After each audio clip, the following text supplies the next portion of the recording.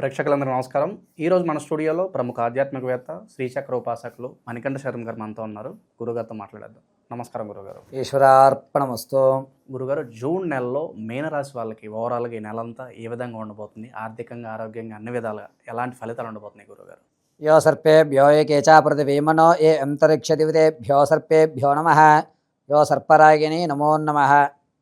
మీనరాశి వారికి జూన్ నెల వ్యవస్థ దగ్గరికి వచ్చేసరికి పూర్వభాద్ర 4వ పాదము, అదేవిధంగా ఉత్తరాభాద్ర 4 పాదాలు, రేవతి నక్షత్ర 4 పాదాల వారు కూడా మీనరాశిలోకి వచ్చేస్తారు.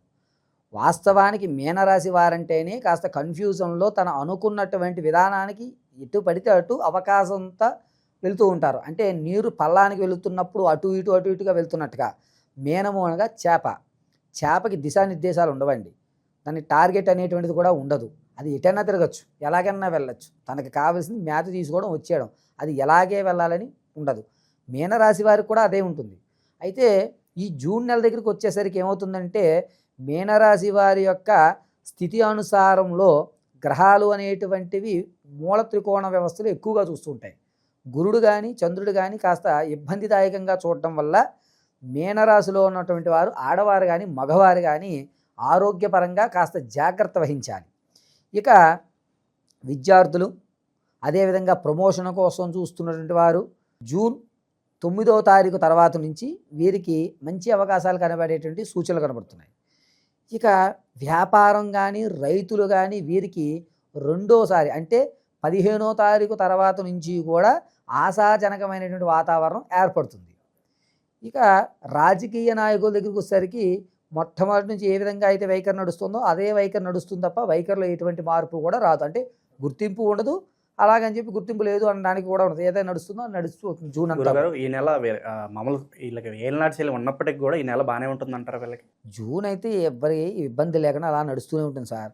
ఇక ఈ విషయానికి వచ్చేసరికి ఏమవుతుందంటే, సినీ రంగం కానీ, ఈ సాంగీతిక కార్యక్రమాలు, సాంస్కృతిక కార్యక్రమాలు చేసేటువంటి వారు ఉంటారు సార్, వీరికి కొంచెం ఇబ్బంది కలుగజేస్తూ ఉంటాడు ఆయన. ఎందుకంటే రోత అనేటువంటి వ్యవస్థ నడుస్తుంది వానికి.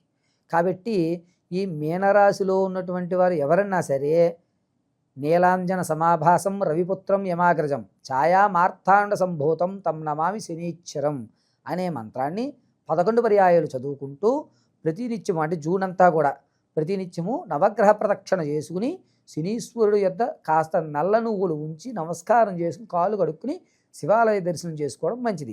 దీనివల్ల ఏంటంటే వాళ్ళకి కీడు జరగకుండా వారి యొక్క స్థితి అలా నడుచుకోవడానికి అవకాశం ఉంటుంది.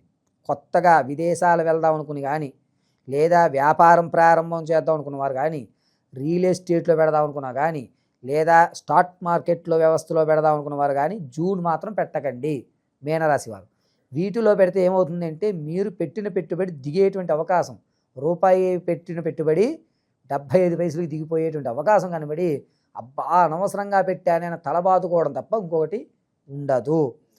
సంతానం విషయంలో, అలాగే వివాహం జరగనేటువంటి వారికి కూడా ఈ జూన్లో కొంచెం ఆశాజనకాలు ఏర్పడతాయి. ఇక గర్భిణీ స్త్రీలు ఎవరైతే ఉన్నారో వారికి సుఖప్రసవం జరిగేటువంటి అవకాశం బాగుంది. ఇక ఈ వ్యవస్థను నమ్ముకుని చిన్నా చిటికాగా పని చేసుకుంటూ నా కష్టాన్ని తగ్గితే ఫలితం రావట్లేదే అనుకున్న కొంతమంది ఉంటారు చూసారు, వారికి కొంత ఊరట కలుగుతుంది. అంటే జూన్ చివరాఖరులో, అంటే 20వ తారీఖు నుంచి ప్రారంభం చేసుకుని అలా చివరి వరకు కూడా నీకు వేరే ఉద్యోగం నేను చూపిస్తాను, నువ్వు ఇక్కడ కాదు వేరే చోట ఉండాలి అని ఒక ఆశాజనకమైనటువంటి వాతావరణం ఏర్పడేటువంటి స్థితి ఏర్పడుతుంది ఖచ్చితంగా. ఇది మీనరాశి వారికి జూన్ నెలలో జరిగేటువంటిది. ఇక ఆరోగ్య పరిస్థితి ఎలా ఉండబోతుంది గురుగారు వీళ్ళకి?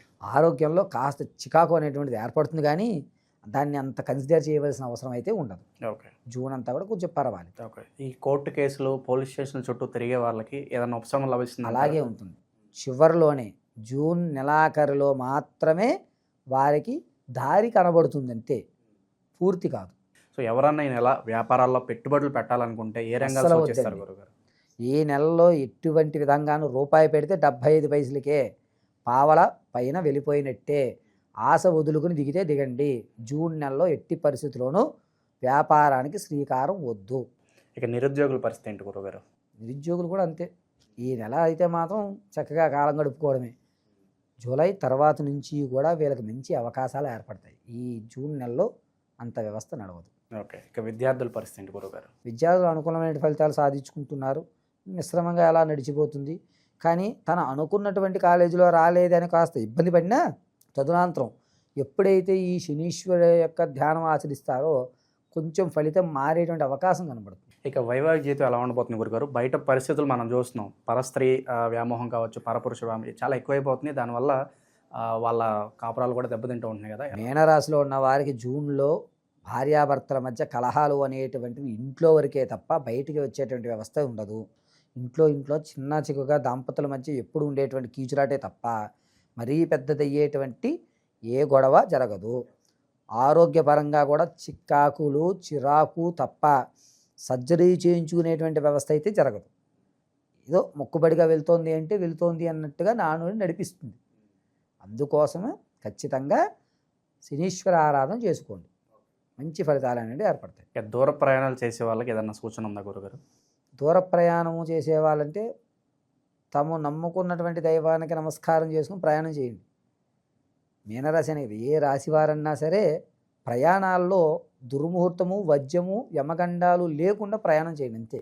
ఓకే. ఈ 3 కాకుండా ప్రయాణం చేయగలిగితే మంచిది. ప్రస్తుతం ఉన్న గ్రహస్థితి బట్టి గురుగారు వీళ్ళకి ఎలాంటి రెమెడీస్ చేసుకుంటే బాగుంటుందంటారు వీళ్ళు? మీనరాశి వారు ఉన్నంతలో పరమశివ దర్శనము అంటే కొత్త శివాలయ దర్శనాలు లేదా నవగ్రహ ప్రదక్షిణలు, ఇవి 2 చాలా శ్రేష్టంగా వారికి ఉపయోగపడేటువంటి వ్యవస్థలు. ఇవి 2 చేస్తే సరిపోతుంది. మీనరాశి వారు జూన్ నెలలో చాలా జాగ్రత్తగా ఉండవలసిన విషయం ఏంటంటే ఎదుటివాడిని గుడ్డిగా నమ్మకండి. మనవాడే, మన ఆప్తుడే, మన బంధువే అని మాత్రం నమ్మడానికి జూన్ నెలలో లేదు. తీయటి మాటలు చెప్పేవాళ్ళు తేనె పట్టు చుట్టూ తిరుగుతున్నట్టుగా జూన్ నెలలో మీ చుట్టూ తిరుగుతారు. వారిని నమ్మారా మీ గొయ్యి మీరు తీసుకున్నట్టే. జూన్లో మీరు ఎవరిని నమ్మడానికి వీలేదు. మీరందరినీ నమ్ముతున్నట్టుగా తామరాకు మీద నీటి బిందువులా ఉండండి. జూలైలో దానికి ఏమన్నా ఉంటే నెక్స్ట్ ఎపిసోడ్లో మనం దాన్ని ఒకసారి పరిశీలించుకుని గహనాలు, ప్రమాద గణాలు లెక్కలో వ్యవస్థలో కట్టి అప్పుడు చూద్దాం.